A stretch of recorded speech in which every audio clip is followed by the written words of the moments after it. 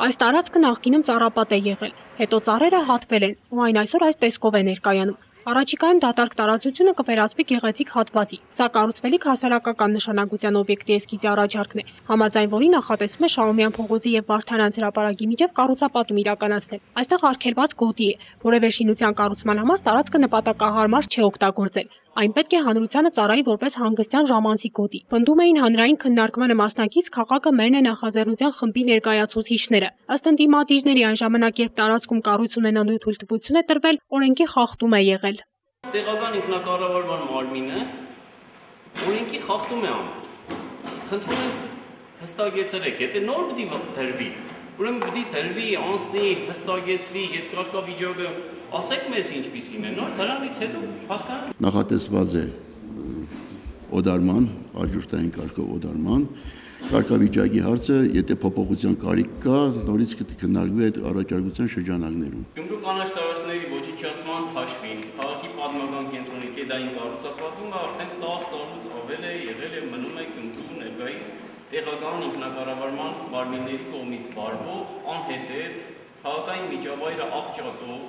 եւ անհիմն քաղաքականությունը մեր համայնքի նկատմամբ։ Ըստ էության հանրային քննարկման էր դրվել շինության ծավալի խնդիրը։ Հարց բարձրացվեց, թե ինչ կարգավիճակում է գտնվում նշված հողատարածքը։ Պատասխանը եղավ՝ այն սեփականություն է, բայց թե ում էր պատկանում սեփականությունը, այդպես էլ ընդդիմադիրները չիմացան։ Որպես պատասխանատու հանդես եկող Գյումրու քաղաքապետարանի ներկայացուցիչներն իրենց հերթին պնդում էին, որ եթե այդ երկու փողոցների միջև կառուցվի շինություն, այն էապես ոչինչ չի փոխի։ Ճարտարապետները մասնագիտական առումով նկատեցին, որ հրապարակը դեռ վերջնականորեն կառուցապատված չէ, իսկ նոր շինություն կառուցելը դրական քայլ է։ Ծավալը պարտադիր չէ, որ շենք կամ ապագի լինի։ Ծառն էլ է ծավալ քաղաքաշինական առումով։ Եթե ծառ ենք տեղ տնկում, պուրակ ենք սարքում, եթե ինչ որ մեկը համարում է հասարակությունից, որ հրապարակը վերջնականապես կազմավորված կառույց է իր բոլոր շինություններով, դա մի հարց է։ Հիմա խնդիրը դրված է նրանում, որ բարձենք այդ հրապարակը հետագայում ձևափոխվելու է, չի ձևափոխվելու, ինչ ուղղությամբ է ձևափոխվելու։ Ստեղ մի հարց տրվեց նոր, ասեցին, որ մենք համարում ենք, որ այդ տարածքը եղել է կանաչ եւ դա լավ էր։ Մենք փորձում ենք պարզել, ինչքանով էր դա լավ։ Նախագիծ կա, համաձայն ենք, այդ համապատասխան բաժին է որոշում, բայց այդ նախագիծը միջև մասնավորեցումն է տրվում հանրային քննարկման։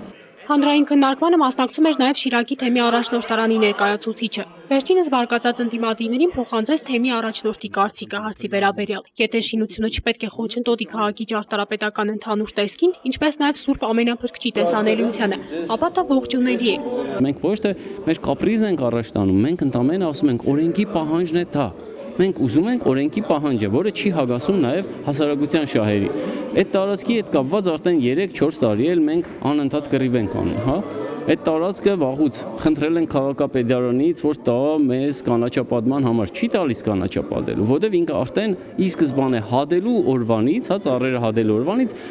իրանք նպատակ են ունեցել այդ տարածքը կառուցապատել։ Հասարակական լսումն այդպես էլ ընդհանուր հայտարարի չեկավ եւ չունեցավ վերջին արդյունք։ Ընդդիմադիրները գտան, որ իմաստ չկար նման քննարկում կազմակերպելու, քանի որ արդեն պայմանագիրը կնքված է, տարածքը վաճառված։ Այս պարագայում ըստ նրանց հանրության կարծիքն հացնելու քայլը շատ ուշացած էր։ Կիմա Եղշադյան, Անդրանիկ Բարբարյան, Ազդարար։